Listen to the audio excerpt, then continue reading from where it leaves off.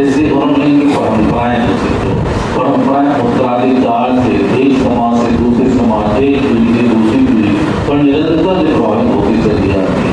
वो हम उसकी धरोहर का है। परंपराओं में ज्ञान इस तरह से आ जाता है, हमारे डीएनए में आ जाता है, हमारी सोच में आ जाता है, हमारे रक्त में आ जाता है। हम सोचने लगते उसके से जरा सा भी आप आत्मा को ऊपर बात करेंगे, आप पाएंगे हमारे भारतीय जीवन मूल्य, भारतीय ज्ञान एक उदाहरण की बात बताता हूँ। जितना उपनिषदीय ज्ञान है तो आत्मा की सत्ता को स्थापित करने में लगा हुआ है कि आत्मा ही अमर है, आत्मा ही अमर, आत्मा ही अमर है। अब हमारे गांव में जिन्होंने कभी गीता में उपनिषद नहीं पढ़ी, यदि मान लीजिए कोई छोटे से लड़के को कोई बड़ा लड़का पीट रहा है तो कहता है कि हमारे शरीर मार से आत्मा थोड़ी मार सकते हो। कोई गलत काम करता है, अरे कोई आत्मा मर गई क्या?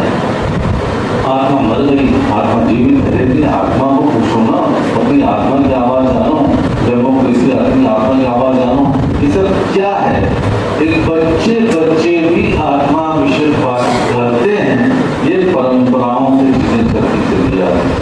तो आइए हम सभी लोग मिलकर जो भारतीय ज्ञान परंपरा है, आपने बोला है, हम चाहेंगे भारतीय ज्ञान परंपरा, भारतीय परंपराओं, भारतीय ज्ञान दोनों को मिला जुला करके हम जो विषय आपके चलने में बोल रहे हैं स्टडीज में उसमें हम डालें। हो सकता है आपके जो रोहित यूनिवर्सिटी उसका पीजी का सिलेबस बन गया हो, उसमें से ना हो, तो हमारे जो प्रोफेसर यहाँ बैठे हुए हैं उनका दायित्व बनता है वो अपने स्तर पर विद्यार्थियों को पढ़ाएं।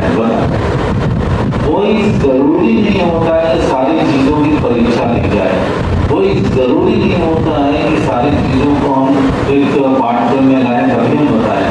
पाठ्यक्रम के भीतर भी तो हम खाना खा रहे हैं, पाठ्यक्रम के भीतर हम प्रेम करते हैं, पाठ्यक्रम के भीतर बहुत सारे काम करते हैं। तो पाठ्यक्रम के भीतर हमको जो भारतीय ज्ञान परंपरा उसको भी बच्चों को पढ़ाने में क्या हमको असुविधा होनी चाहिए, हम उसको आगे बढ़े।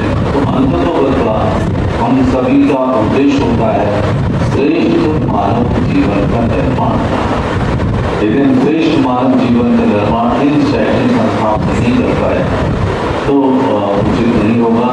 मुझे प्रसन्नता है कि गंगा मिशन महाविद्यालय जो इसके मैंडेट जिसके उद्देश्य उसको पूरा करने में बहुत ही तीव्रता से, शीघ्रता से, समर्पण के साथ में काम कर रहा है।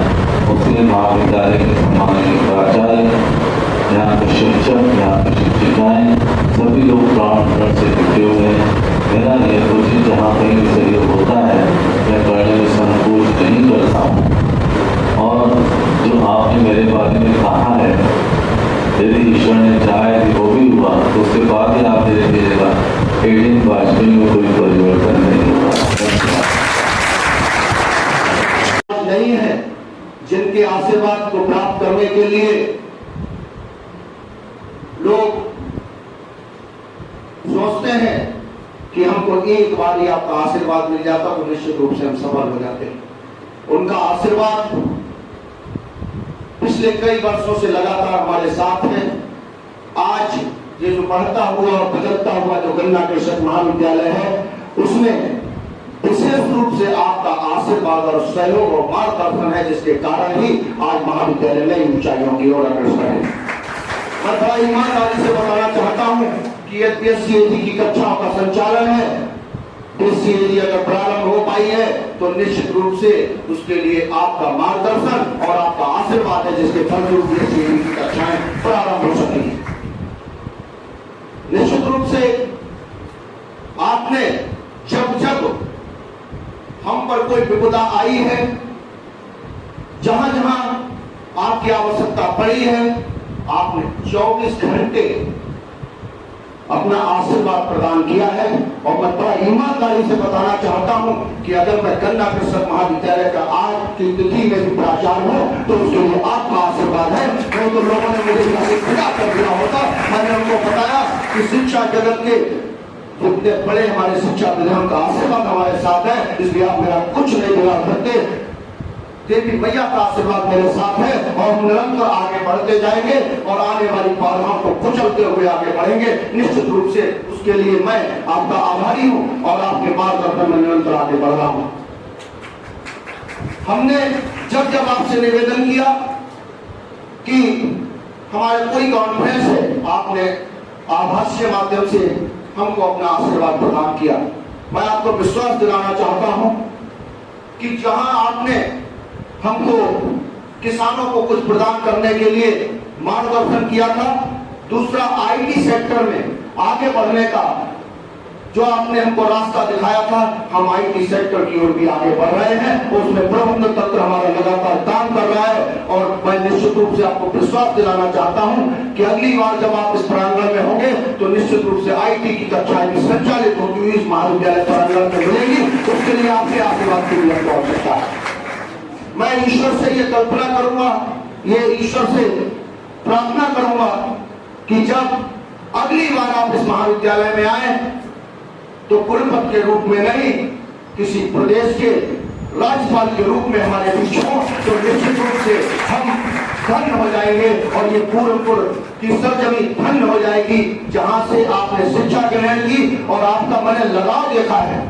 लोगों को लगता है कि हम पढ़ गए, हम चले गए। मैंने आज भी देखा है, पिछले 1.5-2 घंटे आप फुटार में छोटे छोटे अपने स्कूलों से जहां से शिक्षा ग्रहण की थी वहां तक चल के गए हैं और आपका इतना बड़प्पन कि वहां का एक चतुर्श्रेणी कर्मचारी भी यदि मिलता है तो आप उसको किस तरह से स्नेह से गले लगाते हैं। आप फुटार ब्लॉक में जहां रहा करते थे उसको देख के निहार के उसके स्थान पर कहां आपने मंदिर स्थापित किया, सब जगह होते हुए आप आए हैं। आशा करूंगा कि आपका आशीष हमेशा इस महाविद्यालय के साथ बना रहेगा। आज के कार्यक्रम में प्राचार्य डॉक्टर सुधीर शर्मा जी, समस्त शिक्षकगण, प्यारे छात्र छात्राओं, सभी का बहुत बहुत धन्यवाद, आभार। और सबसे ज्यादा आभार तो मैं अपने कुलपति महोदय का करूंगा कि इतनी दूर से आकर जो आपने हम लोगों को मार्गदर्शन दिया है और कैसे व्यक्ति को अपनी जड़ों के साथ हमेशा जुड़ के रहना चाहिए। व्यक्ति कितनी भी ऊंचाइयों पर पहुंच जाए, लेकिन उसकी शुरुआत कहाँ से हुई है, उसने अपना जीवन बचपन कहाँ बिताया है, उसको हमेशा अपने मन में याद रखना चाहिए। ये बहुत एक सीखने वाली बात है। छात्र छात्राएं यहाँ बैठे हैं, अभी आप लोग यहाँ के छात्र हो, भविष्य में आप लोग जगह जगह ऊंचाइयों में जाओगे, लेकिन गन्ना किसान महाविद्यालय में जो आपको अनुभूति मिली है वो हमेशा जीवन पर्यंत याद रहेगी। जब भी आप इधर से निकलोगे और आपके पास समय नहीं होगा कॉलेज आने तक का, लेकिन जो रास्ते से ही निकलोगे तो भी एक छात्र जीवन की अनुभूत हो जाएगी। और मैं आशा करूंगा कि अभी तक जो पंडित जी का मार्गदर्शन कुलपति के रूप में मिला है, अगली बार जब आप यहाँ आशीर्वाद देने आए तो कुलाधिपति के रूप में आए, ऐसी आशा के साथ।